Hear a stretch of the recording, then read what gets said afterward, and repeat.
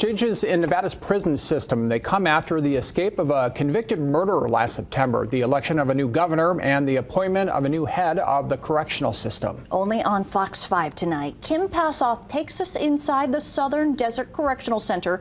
That's where that inmate escaped, with a look at a new program for offenders preparing to be released for success. The governor toured the facility today to see what the future will look like here. Highly specialized classrooms where offenders will learn high-paying trades. It truly is innovative. You have the ability to make a good living and ensure success. Offenders at Southern Desert Correctional Center who have 18 months or less to serve will soon be learning in-demand trades.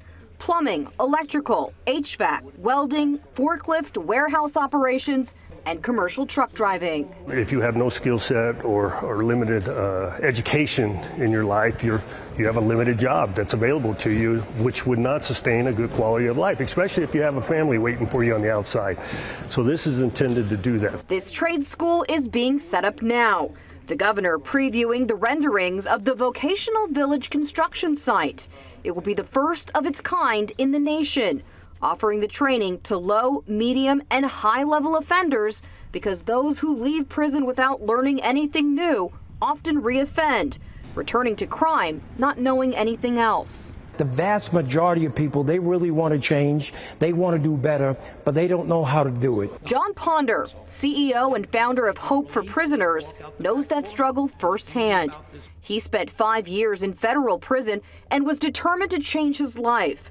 Now he works to change the lives of others. His Hope for Prisoners program teaches offenders life skills like preparing for a job interview, even basic reading and writing, recognized in 2020 by then President Donald Trump. He's done so well. He saved so many lives. He's created happiness in so many families. There's men and women incarcerated who have no hope, right? They're just completely hopeless. And the reason why they're hopeless is because they cannot see their future.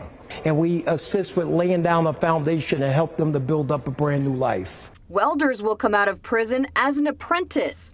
Eric Roper, founder of the Las Vegas Institute of Welding, will be teaching them.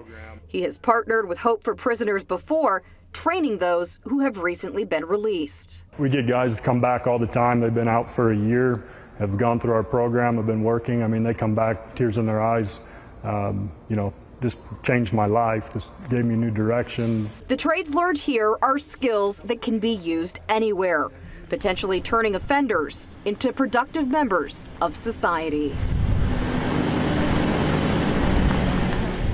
And if all goes according to plan, the new classes should begin by the beginning of next year. In Indian Springs, Kim Passoff, Fox 5 News, local, Las Vegas. Governor Lombardo says this new in-prison vocational program will also add to Nevada's workforce, which is especially hard to fill jobs in skilled professions where there are currently labor shortages.